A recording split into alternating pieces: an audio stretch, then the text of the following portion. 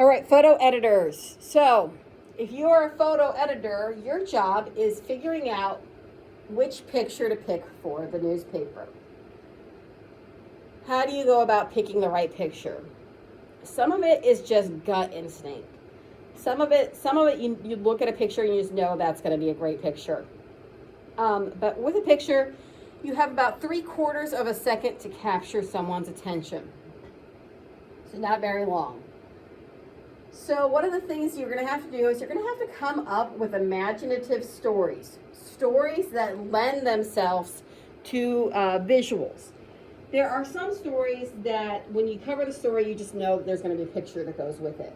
But there's some stories that don't always lend themselves to good visuals, especially like if you have a boring city council story, there's not a great picture that goes along with that. I mean, you could take a picture of the city councilor sitting there arguing, but it's not always very visually compelling. But the idea is to come up with some stories that are going to be visually compelling. Another thing is you have to know your photographers. Know which photographers work well with what kind of assignments. You're going to have some photographers that take really good sports pictures, and you'll have some photographers that take really good artistic pictures. And just know what your photographer's strengths and weaknesses are, so you know which story to give which photographer. You have to do your own research a little bit. Know the background of a subject. Know the people that are involved in a certain topic. And then you have to remain impartial. And sometimes this is where it gets tricky. Because just like when you write a news story has to remain impartial. The photo has to remain impartial too. And most people say, well, of course the photo is going to be impartial because if you have a photo of it that actually happened, that was the truth. But sometimes even images can be taken out of context. So you want to make sure that you're not displaying something in a false light. One example I will give you. So one of the things we do is, or we used to record the city council meetings. That was our job. Well, a few years ago, the city council had talked about not giving us any more money. The guy that worked for me was very upset about this. So at the next city council meeting, he proceeded to take video shots of the city council people in the most unflattering angles possible. Like, he would take pictures of them instead of head on, he would go to the top of their heads and show like their bald spots and take them there. And if anyone was like, had a dumb expression on their face or was kind of tapping their fingers or looking disinterested or had their head down and maybe looked like they were sleeping, he would show that shot even if that person wasn't talking or wasn't involved in anything that was going on. So he's trying to make people look bad. And of course, I got a phone call about that, understandably so. So you can't do stuff like that even if at times it seems like you might want to. It's not always that severe. Sometimes you can just take a picture of someone that looks like it might be in a bad light and you just don't like that person. The media gets accused of doing this all the time with Donald Trump. Everything that, anytime he has a bad picture, it's like, oh, it was taken out of context, it's fake news. And there's probably quite a few reporters that hate Donald Trump. But for someone that's been ragging on your profession for 4 years, and subsequently you have received death threats and people say that you don't have a real job anymore, then I can kind of understand the hatred. But even if you hate someone, you have to remain impartial and you can't make them look bad on purpose. If they make themselves look bad, then you can certainly depict that, and there certainly are people out there that can't help but shoot themselves in the foot. So there are some values of great photos. Some of the values that great photos have. A great photo should have news value. So it should be something that enhances the story in some way. There might be like a photo that is artistically beautiful, like it uses the Fibonacci spiral, and it's gorgeous and it's perfect, and it has nothing to do with your story. So if it has nothing to do with your story, even though it's a great picture, you can't use it for your story. So it's got to have news value. Another thing that makes a great photo is the subject's notoriety. So if you have a picture of someone who's famous doing something, then that might make it a newsworthy photo. And then the type of person it is changes your judgment. So if you have, say, a picture of Charlie Sheen drinking in a bar, big deal, right? We all know Charlie Sheen is an actor and he drinks. But if you've got someone who is say a politician who says that they're an alcoholic and has been like enacting tougher drinking laws, and you've got a picture of them drinking in a bar, then that picture takes on a whole new meaning.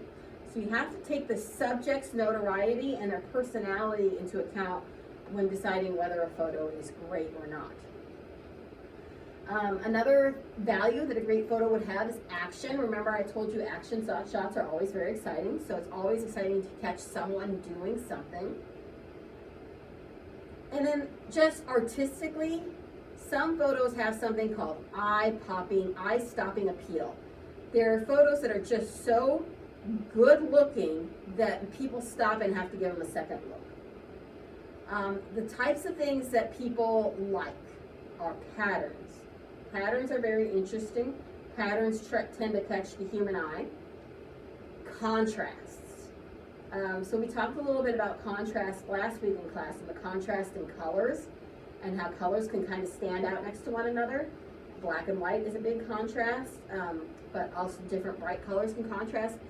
But it's not just contrast with color, it's contrast with things.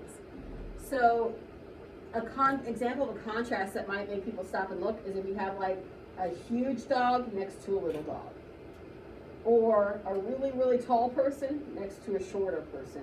And what's also great is like if those people happen to be a couple, that just makes it even better. But different things put next to one another. And then also unique cropping. So you can always crop a picture, and most pictures we look at are kind of square, if you ever look at a newspaper. But sometimes they can be more rectangular, or you can crop them at an angle. So depending on what you're trying to show, kind of cropping it in a unique way might be a way to make your picture stand out.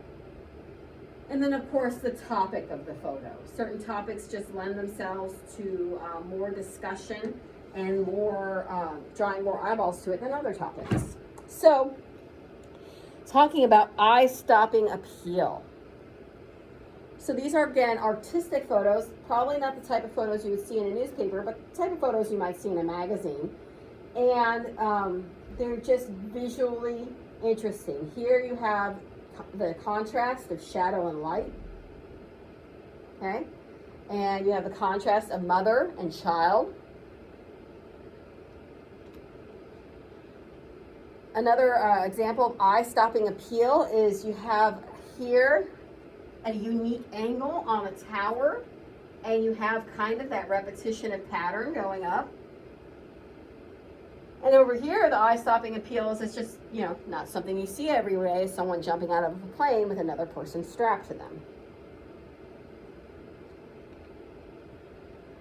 So what kind of pictures do people tend to like? So we have all kinds of pictures here, and some of them are probably more newsworthy than others. Here you have a picture of someone that's being lynched, and it's not enough that they've lynched this person, someone else is going to whack them with a chair. This black and white photo here on top. That's definitely a newsworthy photo. It's not necessarily something that is visually attractive, but sometimes something can still be ugly to look at, but powerful and still draw the eye to it.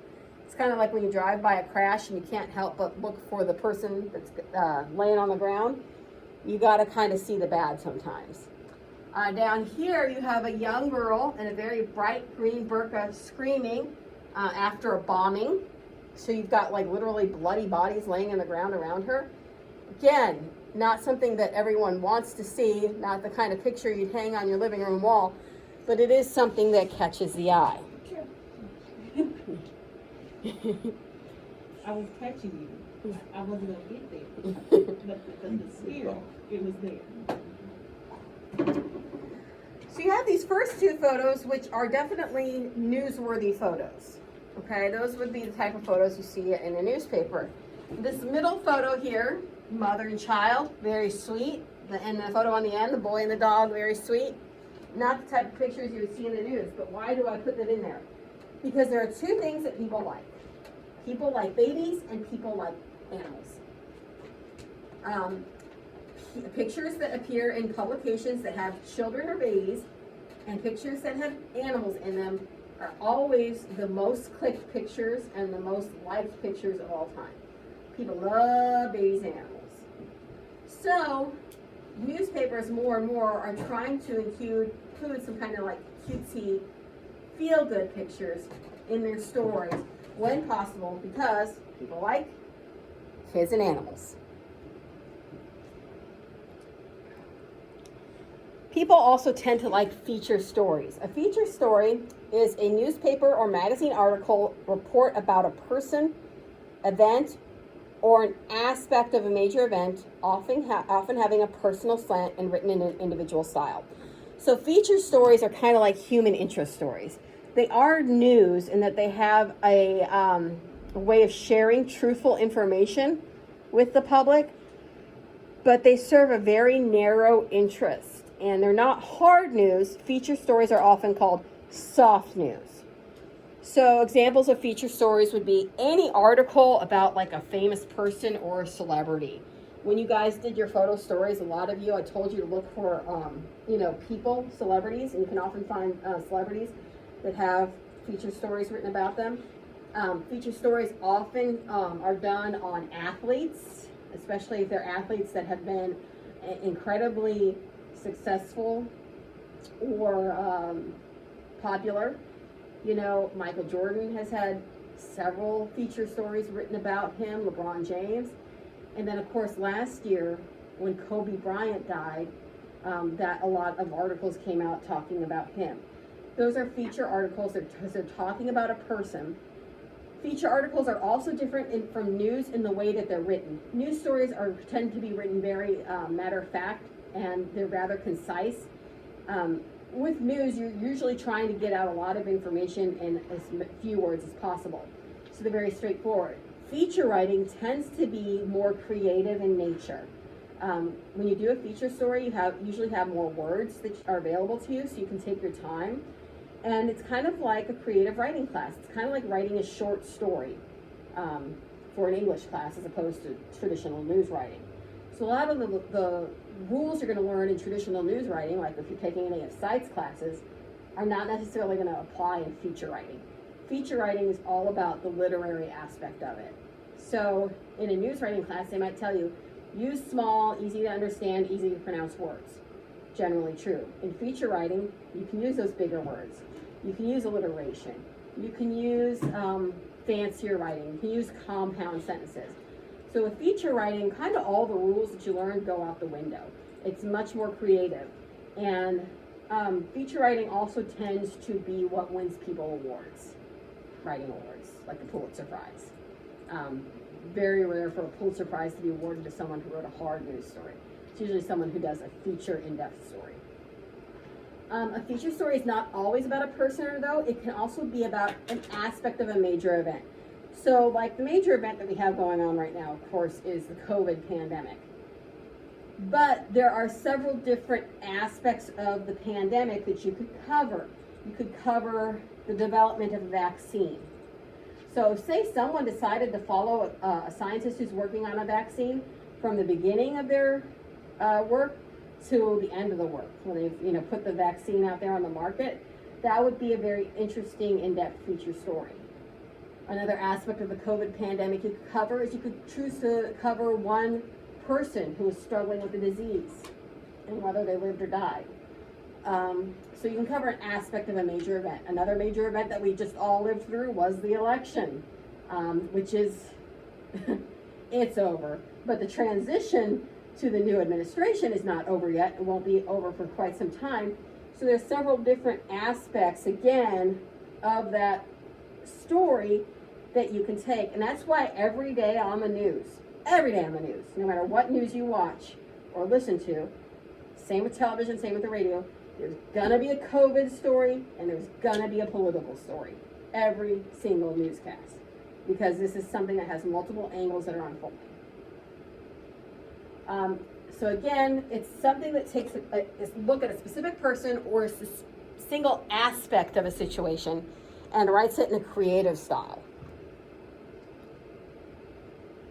The hierarchy of pictures. So there are 4 levels to the hierarchy of pictures. The bottom level are informational pictures. Informational pictures are the easiest pictures to get. They're also the most boring pictures to get. So an informational picture is just like, here's what happened. So like, let's say there's a car crash and you take a picture of the beat up car. That's an informational picture. It doesn't bring anything new to the situation, but it's just a straightforward, this is what happened, look at what happened. Sometimes some of your pictures are going to be informational because that's all your editor wants. It's just a throwaway story that you're not spending a lot of time on. Some informational pictures can end up being iconic if they are used often enough and seen often enough. And I'm going to show you examples of all these, and I'll show you some pictures that are informational in nature but kind of become well known. Up one level from the bottom rung of informational pictures are graphically appealing pictures. Again, these are pictures that are artistic and put together well and look pretty. So graphically appealing pictures might not have a ton of news value, but they look nice. Up one level from graphically appealing pictures are emotional pictures. Emotional pictures are pictures that make you feel something, make you feel some kind of emotion, whether it's sadness or anger or happiness.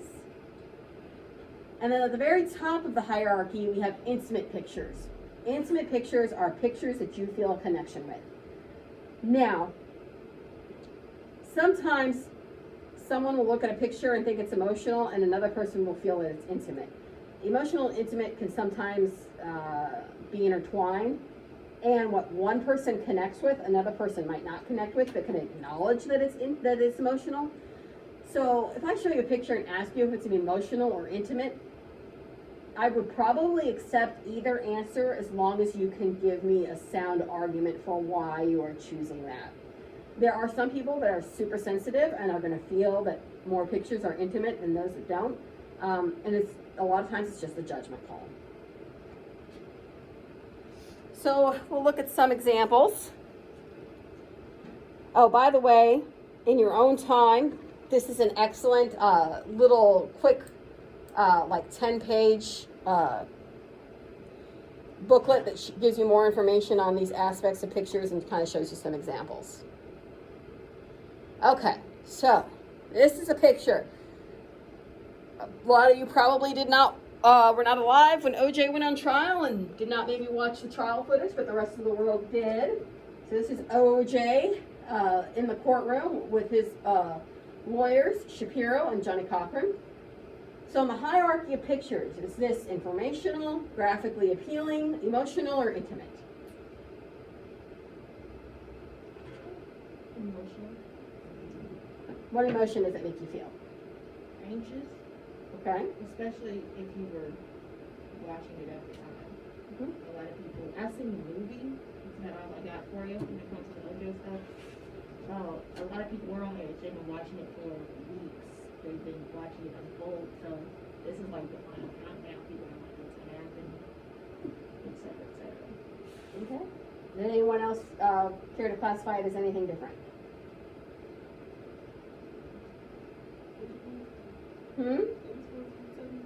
Is it informational, graphically appealing, emotional, or intimate? You can argue graphically. You could offer graphically appealing. Mm-hmm. It's framed nice. Yeah, it looks like a stage picture. It actually looks like a very low Photoshop picture, like they perfectly placed in there.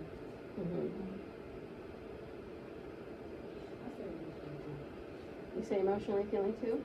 Okay. Kimberly, what do you think? I wouldn't say emotional.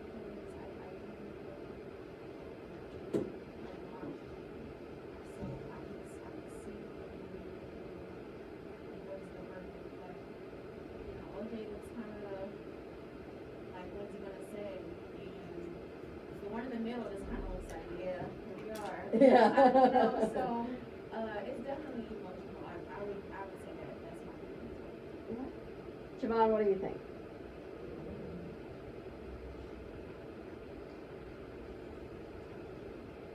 I would say emotional too, because like she said, his facial expressions, silent, don't know what's going on.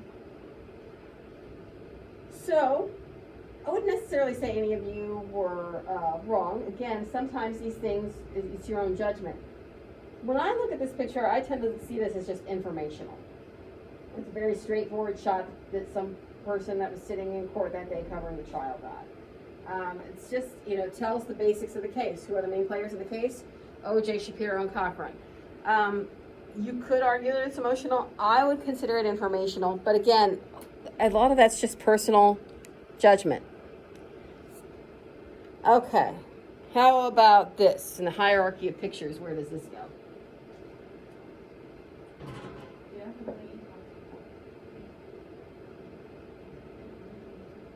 It's informational as well, but yeah, I definitely feel the emotion in it. You can see the expression on his face. Yeah, it could kind of either go both ways.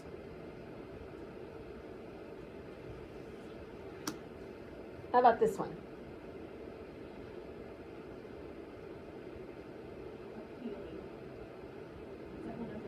Graphically appealing. Yeah. Sorry. Yeah, there's really, this isn't giving you information, but it's definitely a pretty picture. It's got it uses the rule of thirds. The lighting is superb. It's definitely a very pretty picture. Probably not the type of picture you would see in a newspaper unless you were maybe doing a feature type article about the plight of the modern farmer or life in rural America. I could see you doing something like that, but it's not, it doesn't give you any information at all, and it doesn't really make you feel anything, but yeah, it's very pretty to look at. How about this one?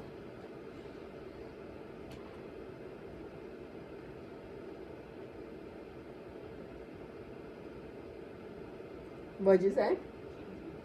You think it's intimate?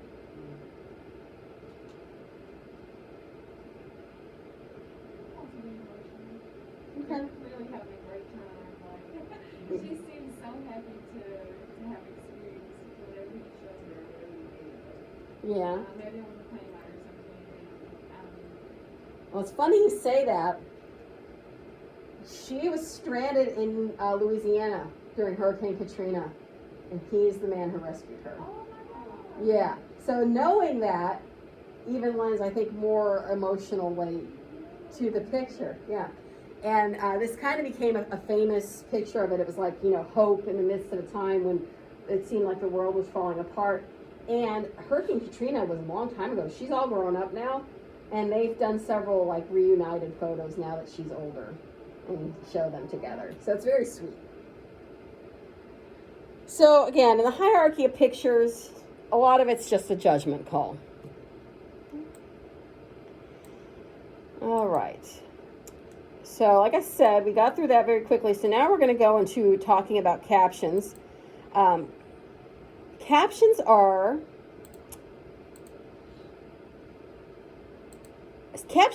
supposed to be easy and simple to write, right? A lot of people don't even pay attention to the words used in a caption. I know sometimes when I'm reading the paper, I'll look at a picture, but I won't necessarily read the caption. However, it's still important for captions to be accurate and to be well written. Some of the tricky aspects of captions are that you don't have a lot of space. You don't have a lot of words that you can use. Captions have to be very short, and they also have to be factually accurate. If you take a picture of someone and you get their name wrong in the picture, you're going to hear from someone's mom or someone's grandma who's very upset with you for getting their name wrong. So captions are important, even though it seems like they should be kind of throwaway lines. So that's why we're going to talk about the rules for writing captions. So captions are sometimes called cut lines. Newspapers are often used to use the phrase cut lines for captions. The caption or cut line must contain information that helps the readers understand the photograph. So sometimes you can look at a photo and you just instantly know what's going on. Like after the May 5th tornadoes, anytime we showed a picture of tornado damage, we instantly knew what was going on. And for the KJLE News Department, we put all our stories on online. And one thing is it's gotta have a picture that goes with it. Sometimes it's very obvious what the picture is gonna be. So like if we do a story about the coronavirus and like how many people have died, then we have our standard Missouri coronavirus picture that we use with every story. If we do a story about the governor, then we're gonna put a picture of the governor. And sometimes you don't even need to caption those pictures. But occasionally you'll have a picture where you have to put a caption so that people understand what it is they're seeing. So here you see this picture, you see that there's people around, you see that the woman kind of looks worried, you see they got a baby, but you might not necessarily know what's the situation here. So the caption is going to enlighten you to what the situation is. The situation here is a refugee family from Syria with their daughter as hundreds of people wait to take a train to Germany at Kaledi train station in central Budapest. And then it's got the name of the guy that took the picture and the publication he worked for, the New York Times. So you have a picture here that's got a caption that goes with it. Sometimes captions will have the individual's name in them. Any idea why he didn't use their names with this picture? So there's a picture that appeared in the New York Times about a refugee family in Budapest. Why don't we see their names? Hmm?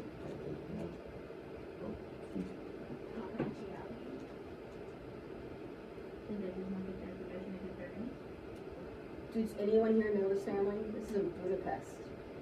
Oh, no. We're reading a story in New York. We have no idea who these people are. We won't even know if their names are real or not. So we don't really need to know their names. We need to know what their situation is, and maybe we need to know like what their relationship is, that they're family. But knowing their names really isn't going to help us. So a lot of times you're not necessarily going to use a person's name in a photograph. Also, as far as getting permission, any picture you take in public, you don't have to get permission to use that picture. So this is taken at a train station, it's public, you don't need permission to use that picture. However, if a photo is in the Jefferson City News Tribune and it's a local person, then we're probably going to see their name. Because it's a possibility that someone reading that paper will know that person. And if you ever take pictures of kids, a lot of times the parents want to see their kids' names in the newspaper. Like when my daughter was at the fair one year, you know, the newspaper reporter took a picture of her riding a ride and put her name in the paper. It's not that important, you know, when the average person reading it's going to like, oh yeah, cute kid on a ride. But a lot of times they put the names in there to like make the parent happy. The loop. So the loop is a concept. The loop is the idea that the readers look at the photograph first. They don't look at the caption first. They look at the photo first. Then they read the caption. And if successfully done, after they read the caption, they go back and look at the picture a second time. And that's what every photographer wants, is they want their readers to take a second look at the picture. So when I say, what is the loop? You say, person looks at the picture, reads the caption, then loops back to look at the picture again. Okay? The caption will hopefully intrigue the writer by maybe giving them some context and background information on what they're seeing. And given that background information, the reader will say, hey, I need to look at that photograph again, and maybe I'll see something new in it this time. So if you are successful in looping the reader with your picture and caption, then it's possible they might actually read the story that goes with it. And that's when you really got them. So the goal of the picture should be to get the person interested enough to read the story. So here you have a picture of a tornado, actually a supercell thunderstorm that's rolling across the Montana prairie at sunset. And so you look at that and you're like, oh, I gotta see that again. I gotta see all the detail of it. Again, that's a graphically appealing picture. So what do we need to know? The required information is who is in the picture. Again, sometimes names, not always necessary. This tells us who it is. It's a refugee family with their daughter without giving us their names. So we need to know who is in the picture. Why is this picture in the paper? So why is this important? And that kind of ties in with what's happening. So a lot of times if you tell someone what's happening, then the why it's important becomes obvious. So if a tornado rips through a town and you tell a person what's happening, the tornado ripped through a town and destroyed all these homes and killed all these people, then the why is obviously apparent. Okay? Sometimes we need to know when did this picture take place? Where did this happen? And how did this happen? So you got a lot of information, you've got the 5 W's and how, to cover in just a few words. That's the trick. So some writing tips when using the captions. Be concise. Also, use the present tense. And that might seem counterintuitive, because especially if you're showing a picture in a newspaper, it's obvious that picture is not taking place right now. It obviously happened in the past, or you wouldn't be able to have a picture of it. But we still use the present tense to give the reader a sense of immediacy. Like, this is new, this is happening right now. So even though in newspaper articles you write in the past tense, your captions should be in the present tense. Because what the picture did was it captured a moment in time and it froze that moment in time.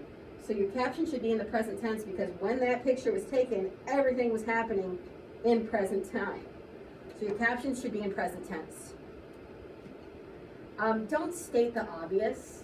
So don't state, like, if you got a picture of a little kid like going down a slide, don't be like, here Kelsey Smith is going down a slide. I can see she's going down a slide. I don't need you to point that out to me. So use your words for something else. Don't editorialize, so don't use loaded words. You got to stay impartial. And that's a delicate balance to strike. Because there are some things that happen that are obviously emotional. There are some things that happen that are obviously tragic. If you say something is tragic in a way you're giving an opinion about it, because someone will be like, I don't think it's tragic, I'm evil, so I think it's great. But more and more news organizations are becoming more like human-like, like allowed to feel emotion and stuff. And so you can say something is horrible or tragic or unspeakable if it is. The goal is also not to be over dramatic with it. Like, what's tragic? A car full of teenagers are driving to the prom, and their car gets hit by a semi-trailer driven by a drunk driver, and all the teenagers die on their way to the prom.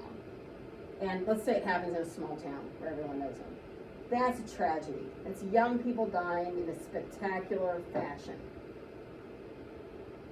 People can die, and it's not a tragedy. And I know that sounds horrible, and it might be a tragedy to that family, but it's not something that gut punches the entire community. A bunch of little kids die, that's going to have an impact on your community. Like when Sandy Hook happened, when all those little first graders got shot, that was a national tragedy. I mean, everyone felt that in their gut. But how many people get shot in any given city on a given day, and it doesn't affect the nation like that? So there's some things that are tragic and that we can kind of put a little bit of emotion in our captions, and there's some things that we just kind of got to cut and dry and factual about. So don't overuse the word tragedy. I remember I used the word tragedy in one story I was writing. It was about the kids that were going to prom. And that story, I won a ton of awards with it. It was played over and over and over again.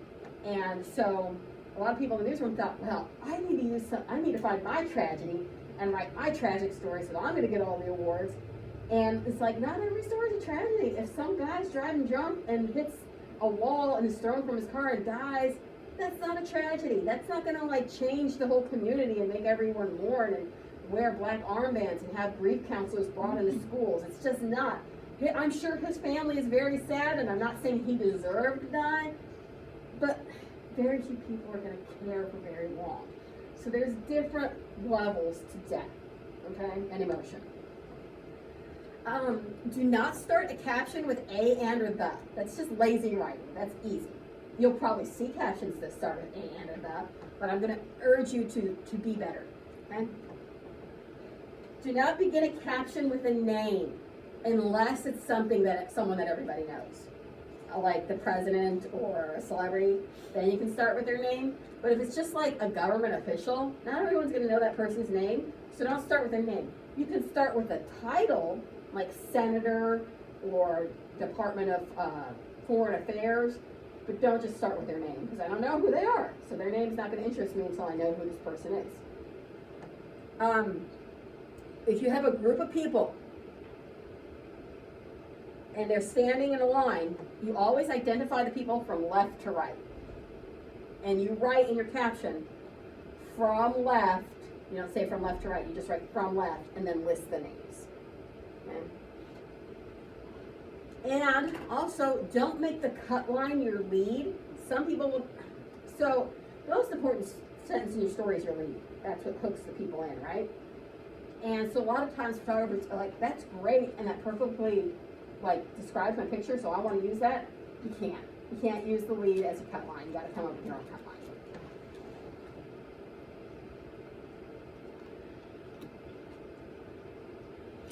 So examples of captions. What's happening here? Who does it involve?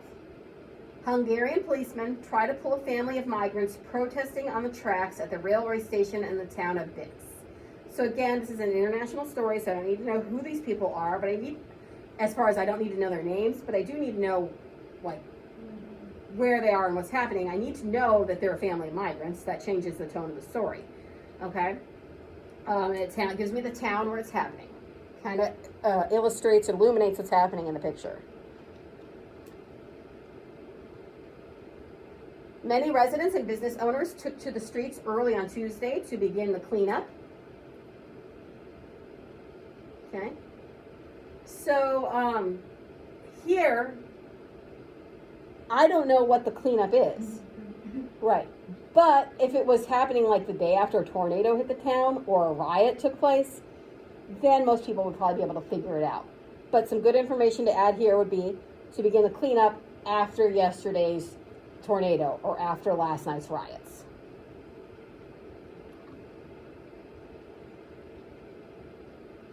Mr. Brown's mother, Leslie McSpadden, is comforted by supporters in Ferguson.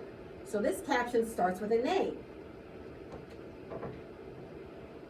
Mr. Brown's mother, but it's a name that's used as a description. We don't start with her name, Leslie McSpadden, because if a person saw Leslie McSpadden, they don't know who Leslie McSpadden is. But do you guys know who Mr. Brown's mother is? This is in Ferguson.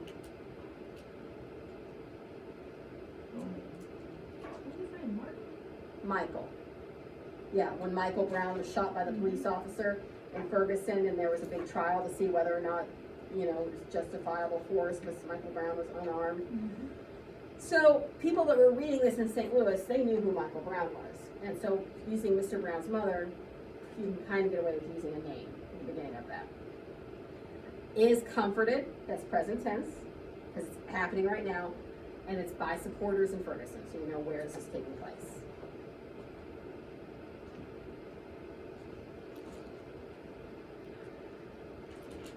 Okay, St. Louis Cardinals Brandon Moss, in parentheses 21. Does anyone know what the 21 is? Is that his age or what?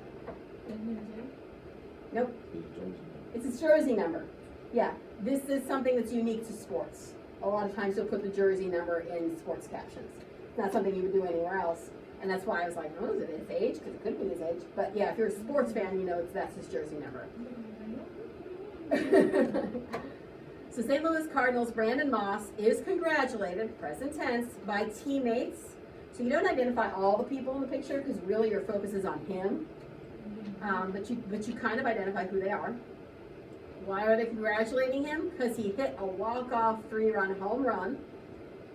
We did it when he was defeating the Washington Nationals 8-5 in a baseball game Tuesday, September 1st, 2015 in St. Louis. Okay? So here you go. You're starting with a name, and again, when it's a celebrity, you're identifying who he is. You don't say Brandon Moss, you say St. Louis Cardinals Brandon Moss. You're identifying him first. Okay?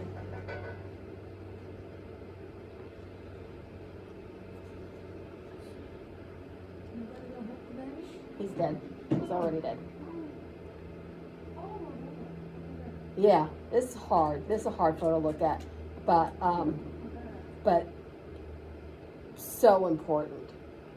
A few years ago, we had literally boatfuls of Syrian refugees showing up in the shores of countries. They were fleeing the war in Syria because it had become unimaginable. I mean, babies are being slaughtered in their sleep. by rebels and militants in Syria. So they were fleeing. And one of them tried to come to the United States, and a boat capsized, and he drowned, and he washed up on shore. And I wanted every person that was bitching about letting refugees in this country to look at this photo. Because this is what's happening. And we as a world have a responsibility to this child. So, I don't know his name. I still don't know his name, but I know he's a Syrian boy. His body washed up on Turkish shore in a failed attempt to sail to the Greek island of Kos.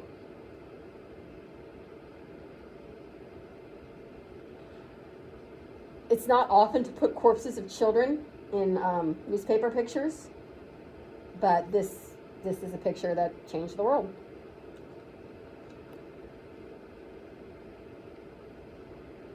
This one, it has a little bit of editorializing with it, but again, I think it's okay. Heartbreaking hold. Heartbreaking is implying that you should feel some kind of emotion, and that emotion should be heartbreak.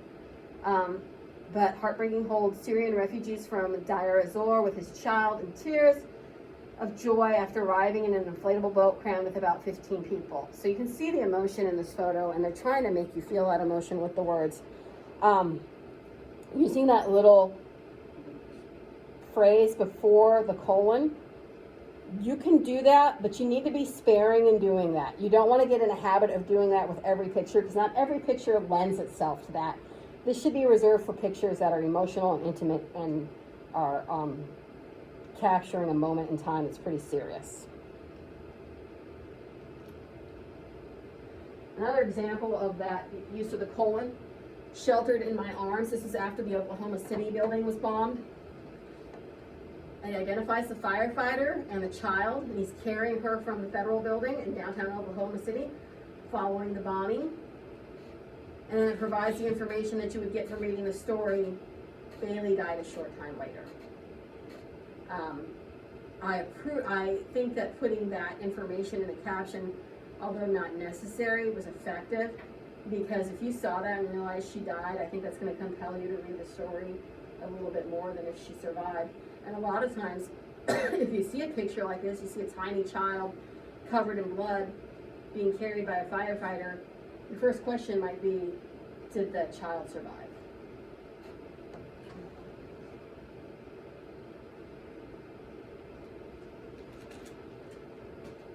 So, this is, I'm going to give you some information about the picture. So the firefighter, the guy in the vest holding onto the branch, is firefighter Don Lopez. That girl is Margolin Pesca. He's rescuing her from raging floodwaters. Anyone care to try to take a stab at putting together a caption given that information? I don't know if this is serious. I don't know if they do, but I should look at him But I told you we shouldn't have waited.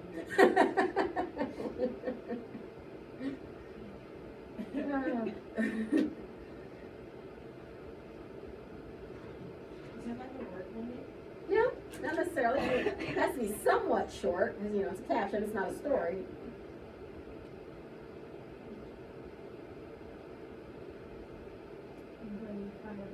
Firefighter saves king from floodwater. And if this is a local story, I think you could add their names. Like if this is happening in Jefferson City, you'd probably want to use the firefighter's name because people would know who he is. Yeah. So you could say firefighter Don Lopez rescues teenager Margolin Pesca from raging floodwaters. Why is it important that she's a teenager? Or is it? Why does that matter? It depending on how you want your audience to be. Like if you say a kid, obviously they like kids more, so they're looking to read. If it's a normal person, they're gonna question why she can't swim. But yeah, I just think the teen itself just adds more of an emotion to it because she's still classified as a teen.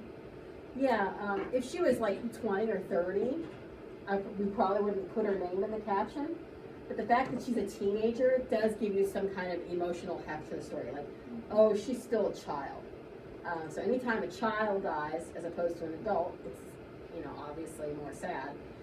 So I think putting teenager in here would be appropriate. Not necessary, but I could see why they would do it.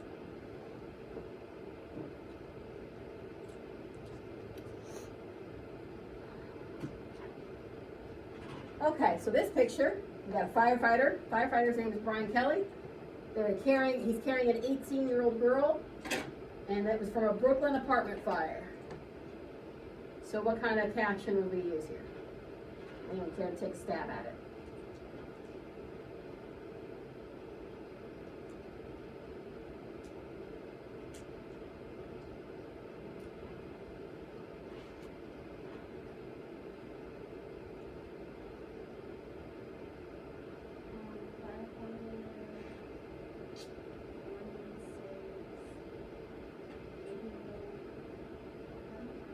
Yeah. Firefighter Brian Kelly saves 8-year-old girl from Brooklyn apartment fire. We might want to add whether she survived or not. And in the caption, it's not necessary, but it'd be a nice touch for the audience. Again, her age becomes important because when it's a child, it's automatically more powerful. In a city like Brooklyn, we might not need to necessarily use his name because, not everyone in Brooklyn knows each other. The only exception might be is if this is going to be a photo that's recreated over and over again, like the Oklahoma City bombing picture that appeared all over the world. His name kind of became synonymous with that picture. So yeah, you want to definitely notice what he's doing. He's rescuing the girl, and you want to notice that it's from an apartment fire and in Brooklyn. And you could even use the little colon process here too. Like it could be like firefighter hero, colon. Brian Kelly rescues 8-year-old girl from Brooklyn apartment fire. Or overnight inferno, if it was a really bad fire, colon. Firefighter Brian Kelly rescues girl from raging Brooklyn apartment fire. Okay? So if you have a little bit more information, there's always more creative ways you could use the caption. All right. We're almost done, but I want to go through one more thing too to kind of just help you make your captions even better than they have to be. So some tips to remember. Again, I've said this before, but be concise, use the present tense, don't state the obvious, don't editorialize, avoid a and or the, and don't start with a name. You know those. Some other tips to follow. Use the active voice. Police arrest the burglar. That is active voice. Passive voice would be the burglar is arrested by police. So if you ever see the word by, that's generally going to be passive voice, and we want to avoid using passive voice in the news whenever possible. We want to always use the active voice. So it's the dog ate the cat, not the cat was eaten by the dog. Okay? The man attacked the woman, not the woman was attacked by the man.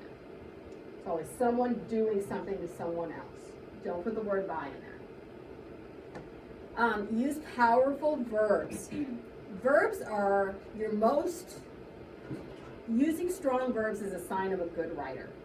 Good writers don't necessarily waste time on adjectives and adverbs. They use powerful verbs. So you don't necessarily have to say the rabbit ran quickly. Instead of saying ran quickly, instead of using the word ran, use a more powerful verb that implies that it was quickly. So the rabbit scampered, the rabbit darted, the rabbit raced. Use a powerful verb, and then you don't have to use the adverb and waste that extra word. A tornado just doesn't arrive in town. A tornado touches down, or a tornado rips through, or a tornado destroys. Same thing with a fire. A fire that you're actually writing a news story about doesn't just spread. A fire rages, a fire rips, a fire blazes. Okay? Find a good, powerful verb to use with your stories. Powerful nouns can sometimes be used as well. And use a conversational tone. That doesn't mean not be serious, but use words that people actually use. So like if you show a mom and her son, would you say mother and son or mom and son? You think mother? I think mom. Mom's more common. And that makes you kind of seem like you're just talking to a person. If I was talking, I was like, I saw some mom and her kid. I wouldn't be like, I saw a mother and her kid. That's not conversational. It's a little bit more formal.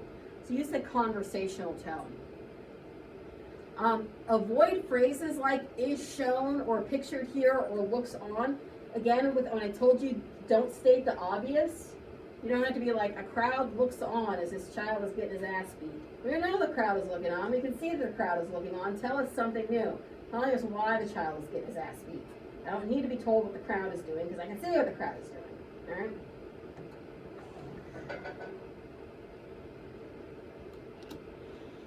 Your basic structure for a caption. 2 sentences. Again, it's short. You don't have a lot of time. So your first sentence needs to be in present tense and it needs to describe the initial action in the photo. And then in your second sentence, if you want, you can revert to the past tense in your second sentence. So your second sentence can be either present or past tense, and then the second sentence is when we give a little background information.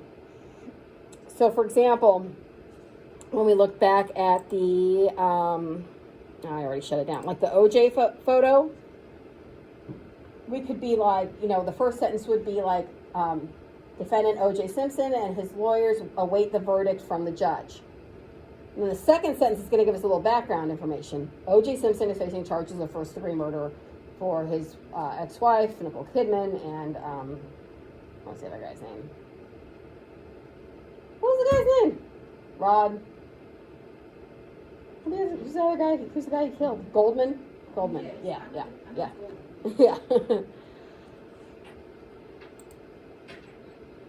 Okay, so here we have a caption. A man pedals his cycle rickshaw during monsoon rains in New Delhi, India. Don't need to know his name because he's in India and we don't know who he is. But we need to know why there's all this water around. And we are told that because it's during monsoon rains. Okay. So a strong caption will be concise. We'll have the present tense. We'll have an action verb and we'll describe the event. A weakness would be if it starts with A. So residents look at oil spills from wells set ablaze by Islamic militants before fleeing the oil-producing region of Qayyarah in Qayyarah, Iraq. Is this a strong caption? Yes or no?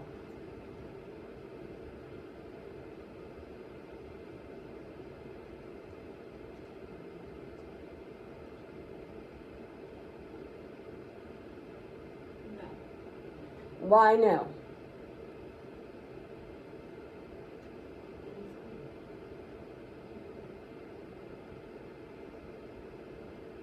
Well, isn't it stating the obvious? We can see that they're looking at the oil. You don't need to tell us that. So that was just wasted words. Yes. Very good. Okay. So some of the strengths of this picture. The strengths was that it was in present tense, and it said set ablaze. That's a powerful word that's more powerful than just set fire. But the weaknesses was that it did state the obvious. There's really no strong verb, and it restates the region twice. I don't need to know Qayyarah in Qayyarah, Iraq. Just say Qayyarah, Iraq. Okay. This picture, the caption is, an Iraqi officer walks next to a Sukhoi fighter plane in Qayyarah base, Iraq. Good caption, yes or no? Or maybe just what's good about it and what's bad about it.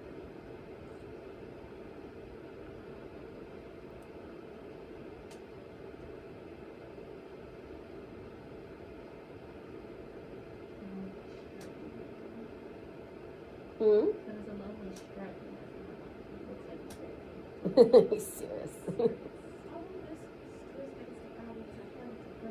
Again, yeah, it does. It states the obvious. Also, look at what it starts with. And. Remember, I told you, don't use the word and. Right. So you could instead say, depending on what these soldiers are doing, soldiers preparing for battle head to, wherever they're heading to. Tell me where they're going.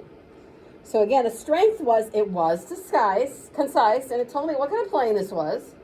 But the weaknesses were it started with and, it states the obvious, and there's no strong action verb. He walks. Could we say a different word for walks? Walks. Could be stride,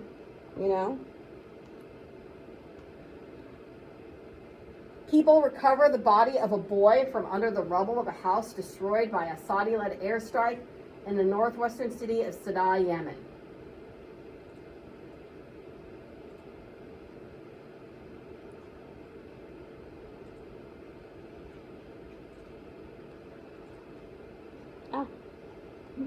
All right. Some strengths of this caption were it used verbs, they're recovering his body, it tells us that it's a boy, so it tells us that it's a child. Some weaknesses probably could have been a little bit stronger verb than just recover. People pull the body of a boy from under the rubble, you know, something a little bit more stirring than just recover. Recover is kind of clinical.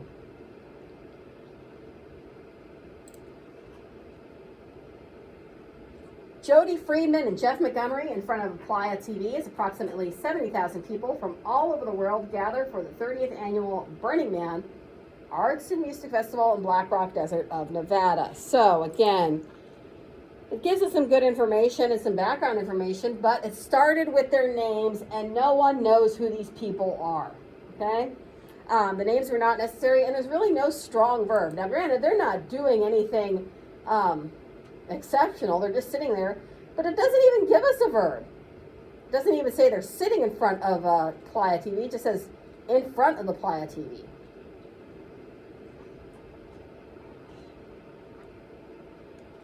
And then this picture, revelers on a truck throw tomatoes into the crowd during the annual Tomatina Tomato Fight Festival in Bonal near Valencia, Spain, and I want to do this. But some strengths, great noun, revelers. That's a way better noun than just people. Revelers, they're revelers because they're partying. It gives us the present tense and it provides background information. Some of the weaknesses is maybe we could have used a stronger verb instead of throw. Maybe you could have used toss or hurl tomatoes into the crowd. Don't necessarily need the phrase into the crowd there. We know they're throwing them into the crowd. The picture tells us that. We need to say that they throw tomatoes. Okay?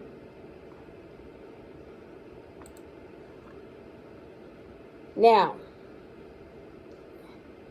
here's one.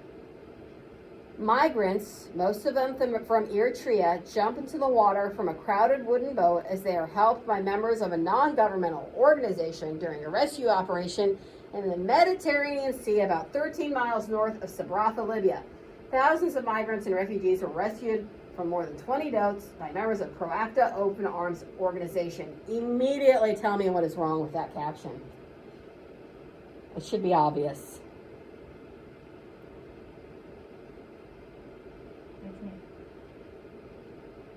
It is so freaking long. That's like the story there. We don't need all those specifics about the where they are and the Proacta Open Arms investigation, and maybe they don't jump into the water, maybe they leap into the water because they're running for their freaking lives, you know? So yeah, way too long, unnecessary extra details that we're going to get from the story. But it is present tense, and it does give us some background information. We kind of know what the situation is here. Here, a man holds himself on the side of a boat after jumping into the sea from a crowded wooden boat during a rescue operation at the Mediterranean Sea near the Libyan coast. Again, it's present tense. It says into the sea, which is kind of intense. Starts with A and uses weak verbs. Again, is he jumping into the sea or is he leaping into the sea?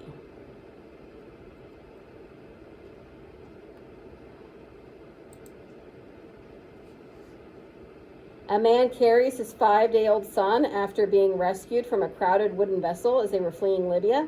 Again, it starts with a man.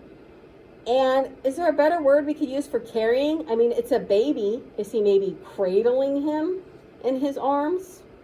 Okay. And then real quick for sports, there's a few different rules you have to know.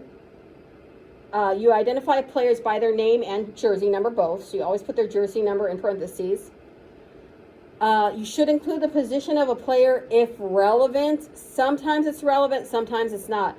If he's like a first baseman or a second baseman or an outfielder, that's not really relevant. But if he's a catcher or a pitcher, that's usually pretty relevant. Same thing goes with sports. Don't necessarily need to know the positions of all football players, but you do need to know the quarterback if he's a quarterback. With basketball, positions are kind of irrelevant. With hockey, positions are kind of irrelevant. Okay? So here you have St. Louis Cardinals Randall Gerchuk, his jersey numbers in parentheses. Doesn't tell us his position because it's probably not important. He hits an RBI single, so it's present tense. We know what he's doing. During the 10th inning of a game against Milwaukee, that's necessary because 10th innings are rare. Usually they go 9 innings. And it gives us the date, and it also gives us the score. Cardinals won the game 2-1. Another good example of a sports caption. Kansas City Royals starting pitcher Edinson Volquez, 36. Here we get his position because what did I say? Pitchers and catchers in baseball are important. Other positions, not so much. Throws in the second inning during Tuesday's baseball game against the New York Yankees at Kauffman Stadium in Kansas City, Missouri. And it gives us a score. The Royals fell to the Yankees 5-4. Okay? So just kind of take a look at those photos and review those photos and the captions that go with them. In class Thursday, we're going to look at the pictures that you turned in for your technical assignment.